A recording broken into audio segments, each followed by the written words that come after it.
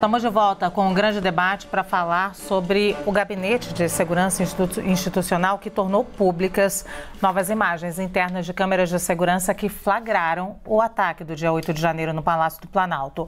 Ao todo, foram disponibilizadas mais de 500 horas de gravações feitas por 33 câmeras. Os vídeos divulgados com exclusividade pela CNN no último dia 19 foram gravados por 22 câmeras diferentes, portanto, 11 a menos.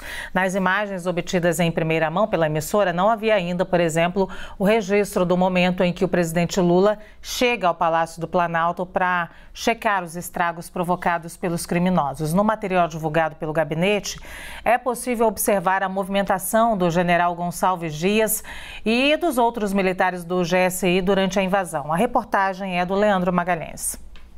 As novas imagens divulgadas pelo GSI mostram o ex-ministro do Gabinete de Segurança Institucional, Gonçalves Dias, às 4h18 da tarde, em um elevador no terceiro andar do Palácio do Planalto. O ministro, após presenciar alguns invasores, não sai do elevador. Às 4h20, o general aparece na entrada principal do palácio, por onde entram servidores e visitantes, e caminha em direção ao estacionamento.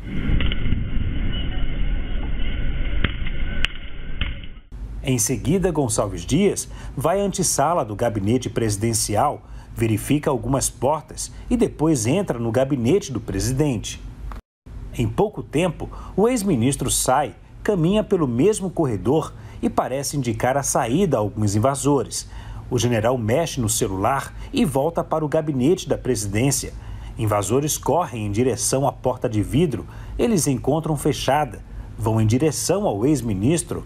Em pouco tempo, o general volta em direção à porta de vidro, parece pedir ao funcionário do GSI que abra a porta e, novamente, o ex-ministro parece orientar os invasores a deixar o local. Gonçalves Dias, em outro momento, aparece conversando com um funcionário do Gabinete de Segurança Institucional. Após 3 minutos, o ex-ministro surge falando ao celular, aperta o botão do elevador e desce para outro andar do palácio. Às 6h12, ele reaparece no subsolo e passa pela catraca acompanhado por um homem. Após 10 minutos, o general orienta funcionários do GSI no terceiro andar do palácio. Às 7h45, Gonçalves Dias reaparece no terceiro andar novamente e se junta a um grupo de assessores. Às 8h37, o general conversa com um homem de camisa branca. Quase uma hora depois, o presidente Lula percorre o corredor do terceiro andar do Palácio do Planalto com alguns ministros para ver os estragos causados pelos criminosos que invadiram o palácio naquela tarde de 8 de janeiro. Às 9h26, após a passagem de Lula ao lado de ministros e assessores, perto do gabinete presidencial, é possível ver também caminhando, mais um pouco distante do presidente Lula e da equipe, o ex-ministro do Gabinete de Segurança Institucional, Gonçalves Dias, com um celular na mão. Às 9h35, ele observa o relógio do século XVII quebrado. Os vídeos divulgados com exclusividade pela CNN no último dia 19 foram gravados por 22 câmeras diferentes. Após o ministro Alexandre de Moraes determinar a quebra do sigilo das gravações, o GSI divulgou imagens de 33 câmeras do Palácio do Planalto, ou seja, 11 a mais em relação às que a CNN teve acesso. As novas imagens mostram ministros do governo e o presidente Lula após as 9 da noite, avaliando os danos provocados pelos criminosos no dia 8 de janeiro. Nesse trecho, Lula parece reclamar de algo. O ex-ministro Gonçalves Dias reaparece próximo de Lula. Em outro momento da gravação, o ministro da Justiça, Flávio Dino, parece se irritar ao falar com o ministro da Defesa, José Múcio Monteiro. Nessa outra imagem, Gonçalves Dias aparece ouvindo relatos de um integrante do Gabinete de Segurança Institucional registrado pelas câmeras de segurança do Palácio do Planalto em vários momentos. G. Dias, como é chamado, é visto deixando o Palácio do Planalto pela saída que dá acesso à garagem. Muito bem, vamos então ao debate agora. Eu vou começar pela Samantha Maier, que a gente estava aqui durante a reportagem, falando sobre como tudo está muito nebuloso ainda nessa história, né? Então, a minha pergunta é, os militares foram omissos durante a invasão ao Palácio do Planalto, ou Samantha? Ô, Luciana, das imagens que foram divulgadas, a gente percebe uma omissão. É claro que a gente tem que analisar todo o contexto. Mas o que eu fico me questionando foi colocado sigilo nessas imagens. Mas por que essas imagens não fazem parte do inquérito que está no Supremo Tribunal Federal?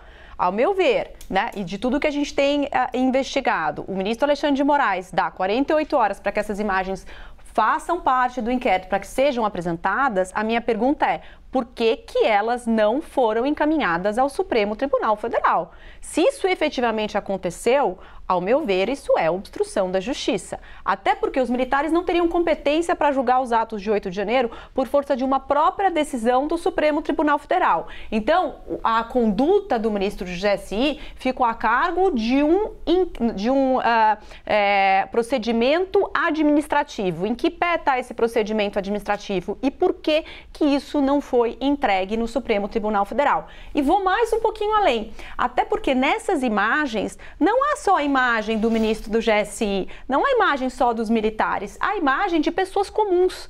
Essas pessoas, a maioria, já estão presas e 100 delas foram denunciadas. E nós sabemos, para que uma denúncia seja aceita, é necessário a individualização da conduta. Como é que essa individualização da conduta pode ter sido feita se há vários trechos de gravação que não foram analisados pelo Supremo Tribunal Federal? Será que essas pessoas não têm que responder por outros atos que constam nesses vídeos e que não estavam na posse do Supremo Tribunal Federal? Eu acho que isso é uma questão gravíssima, que precisa ser apurada, que precisa ser debatida não só no âmbito da ação penal no Supremo Tribunal Federal, mas também da CPMI, porque isso é muito, muito grave. E quem foi responsável por essas omissões tem que arcar com as consequências. A gente não pode admitir que quem agiu ou quem se omitiu no 8 de janeiro saia impune. Pois é, Samantha, mas até a gente vem falando aqui, vou contar para o telespectador, antes de voltar aqui para a nossa discussão, que eu tinha lido uma nota logo no dia em que a CNN divulgou as imagens, o GSI soltou uma nota dizendo que as imagens não tinham sido divulgadas porque elas faziam parte do inquérito. E aí depois, você lembra, aí o ministro Alexandre de Moraes vai lá e pede então as imagens. Afinal, estava ou não no inquérito? Essa é algo que ainda precisa ser respondido. Ao que eu apurei, não estava, até porque o ministro Alexandre de Moraes tira o sigilo dessas imagens e diz que não há sigilo nas imagens em face da lei de acesso à informação. Então, me parece que se ele tira o sigilo e divulga essas imagens é porque ele não tinha tido acesso. Se ele tivesse tido acesso e colocado o sigilo, ele diria, olha, está sob o inquérito sobre a minha presidência, está em sigilo. Não, ele retira o sigilo e diz que isso tem que vir a público. Então, me parece que não constava do inquérito, o que pode configurar o crime de obstrução à justiça. Muito bem, eu vou passar para o Lênio agora, mas eu queria, Lênio, colocar algumas outras perguntas ao inicial, e se os militares, se houve omissão aí por parte dos militares, mas também se essas novas imagens mudam um pouco a situação do general ex-ministro Gonçalves Dias. Bom, primeiro eu vou sugerir uma pauta, assim, o que é o GSI? Quantos são? O que fazem? Como se alimentam? Como se reproduzem? Para que serve? Estariam eles, por exemplo, se fossem defender o palácio da primeira-ministra, na época, Angela Merkel, nos distúrbios, teriam conseguido fazer a defesa ou a Alemanha teria sofrido uma debacle com o GSI defendendo? Isso é uma coisa que eu não entendi, por exemplo, quando aquelas pessoas estavam trancadas na porta e aí depois elas saíram da porta. A minha pergunta as pessoas saíram dali para serem presas ou as pessoas foram embora dali? Eu espero que as pessoas que estavam ali e cuja porta foi aberta, elas vieram, trancou a porta, aí elas queriam sair. Aí veio o O general, eu acho, interferiu e o cara de fora abre a porta, porque ela não abria para o lado de dentro. Aí as pessoas saem. Eu queria saber quem é o João Pedro Paulo, o Recolão e a Azeitona, que estavam ali, e se eles foram embora ou foram presos. Porque se eles não foram presos, é gravíssimo. Porque, imagina, eles são golpistas, porque os outros também são. O conjunto da obra tem... A Samanta falou em 100 denunciados, não, 100 processados, e são 100, mais de 1.000 denunciados, né, Samanta? Só para corrigir. E isso quer dizer que nós precisamos falar sobre o GSI. Tem um livro que é um best-seller, Lionel Schiffer, que fala de um rapaz, de um menino que matou 18 coleguinhas com arco e flecha. E a mãe dele, de repente, chega, depois que tudo aconteceu, disse para o pai dele, querido, precisamos falar sobre o Kevin. Kevin é o menino que matou 18 pessoas. Então, a gente precisa falar sobre o GSI, não só por isso, mas, primeiro, o tamanho dele. Eu vi ali, tem um monte de major, coronel, etc. Dentro de uma estrutura de 100 e poucas pessoas, tem mais chefe que índio. Então, tem um pouco dessas coisas que precisam, de fato, não querendo tripudiar em cima de imagens do que aconteceu, mas eu estou dando aqui duas coisas. Uma, presunção da inocência. Somos suspeitos, né? Insuspeitos, né, Tardelli? Porque lutamos 3 anos no parlamento, no Supremo, e conseguimos ganhar por 1 voto, match point. Eu dou a presunção da inocência para o general e para todos. E dou, inclusive, para o general a presunção da lealdade. Eu presumo a sua lealdade, assim como presumo a sua inocência, para deixar isso bem dentro do plano da legalidade, embora todas as minhas perplexidades. Poit. Olha, Luciana, isso, primeiro, que a gente está difícil de achar um tema que a gente discorda muito, né? A gente está muito alinhado em relação à transparência, alinhado que perguntas têm que ser respondidas, dúvidas têm que ser tiradas. Para isso a CPMI é urgente, gente. Talvez porque a gente tenha vivido ou esteja trazendo temas tão absurdos aqui que não permitem tantas discordâncias. Não são os temas fofos, né? Remetendo a um termo que eu aprendi com o Lênio, são temas tão absurdos que está difícil de discordar, que a gente não quer mais transparência e não quer desvendar. Mas eu gostaria de trazer uma frase aqui do Platão que, para mim, ilustra bem o que está acontecendo aqui, gente. Podemos facilmente perdoar uma criança que tem medo do escuro. A real tragédia da vida é quando os homens têm medo da luz. Por que teme tanto que as imagens sejam reveladas? Fica a dúvida. Por que pediram sigilo de 5 anos nessas imagens? Por que não estava no inquérito antes? E aí, para mim, a maior pergunta diante de tudo isso, a hora que o presidente foi questionado, disse que não sabia. A hora que o G. Dias soube dessa informação, ele disse, puxa, estou surpreso. Quem está mentindo? O G. Dias ou o presidente Lula? O Lula sabia ou não que essas imagens existiam? Porque em algumas delas ele próprio está lá. Essas dúvidas ficam. E, como eu disse no começo, o maior problema é quem tem medo da exposição, quem tem medo da luz, quem tem medo da transparência. Com essas pessoas é que eu fico não com 2, se tivesse 3, é 3 pés atrás. Pois é, temos respostas oficiais para algumas de suas perguntas e outras várias respostas que ainda elas não casam com a realidade. A gente precisa juntar tudo isso, né? A oficial seria essa que eu falei, o GSI soltou nota dizendo que as imagens faziam parte do inquérito. E aí fica a dúvida, mas como assim? Alguém não sabia, não sabia? Então, como fazia parte do inquérito se o ministro Alexandre de Moraes pede para que as imagens sejam anexadas ao inquérito? Perguntas que precisam ser respondidas. Vamos a você, Tardelli. Olha, eu tenho muito pouco a acrescentar ao que foi dito já, né? São imagens que nos deixam perplexos, certo? E eu concordo com o Lênio que essas imagens devem servir como mote, para que nós possamos discutir a própria função desse gabinete de segurança institucional, esse mundo de militares feito... Eles protegem o quê? Certo? Qual instituição... Qual é a finalidade? Eu não conheço o decreto que cria esse gabinete. Gostaria de ver, para saber até qual é a real essência dele, por que ele existe, a que ele se presta. Pelo que nós vimos no dia 8 de janeiro, ele não presta para nada. Né? Ele não conseguiu prevenir, ele não conseguiu evitar, ele não conseguiu depois resolver a situação, nada. Nada, nada. Pelo contrário, pessoas... Porque onde tem muito cacique, Lênio, só tem protagonista, só tem bacana. Claro, claro. Certo?